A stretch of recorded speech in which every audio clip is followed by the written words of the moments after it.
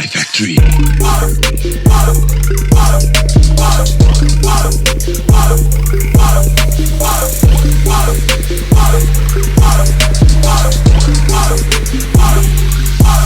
Yo, listen up, here's the story about a little guy that lives in a blue world. And all day and all night, and everything he sees is just blue. Like him, inside and outside. Blue his house with the blue little window and a blue Corvette. And everything is blue for him and himself and everybody around. Cause he ain't got nobody to listen.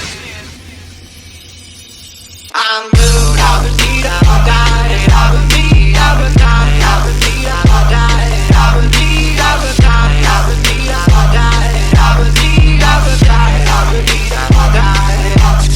I'm blue, I've been beat, I've died, I've been beat, I've been died, I've been beat, I've died, I've been beat, I've been died, I've been beat, I've died, I've been beat, I've been died, I've been beat, I've died.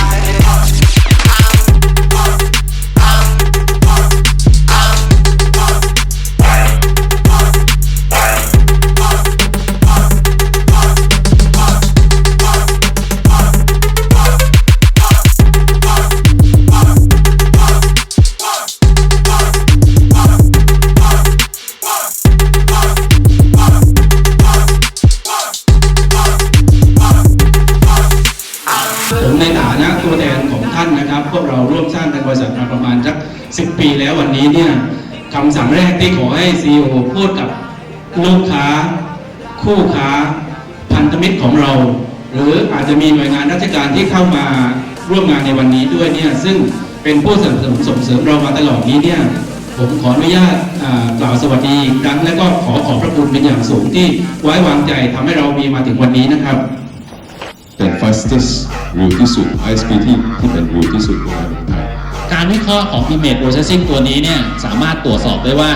รถคันหน้าเนี่ยชะลอลงแต่ความเร็วของเรายังพุ่งเข้าไปหาคันหน้าอยู่มีความเสี่ยงในการเกิดอุบัติเหตุมันจะเตือนให้เรารับรู้รับทราบเอาไว้ฝั่งซอฟต์แวร์ที่เป็นเทคโนโลยีใหม่ๆที่เราแตกต่างจากเจ้าอื่นอย่างเช่นที่เราทำเรื่องของตัวการแชทก็คือเรื่องของตัว e-payment กับลูกค้าสามารถสั่งจ่ายเงินเติมเงินผ่านตัวระบบนี้ได้ครับที่แสดงให้เห็นก็คือเรื่องของคุณภาพของตัวหลักก็คือสามารถที่จะจุ่มน้ำได้สามารถที่จะทนความร้อนได้บางตัวเนี่ยทนได้ทั้ง2 อย่างทั้งน้ำทั้งความร้อนเราเนี่ยมีการพัฒนาเทคโนโลยีอย่างต่อเนื่องนะครับไม่ว่าเราจะพัฒนาด้านซอฟต์แวร์ด้านโปรดักต์เราก็มีการพัฒนาด้านเวิร์ดด้วยนะครับมีการนำเอาเทคโนโลยีใหม่ๆมาใช้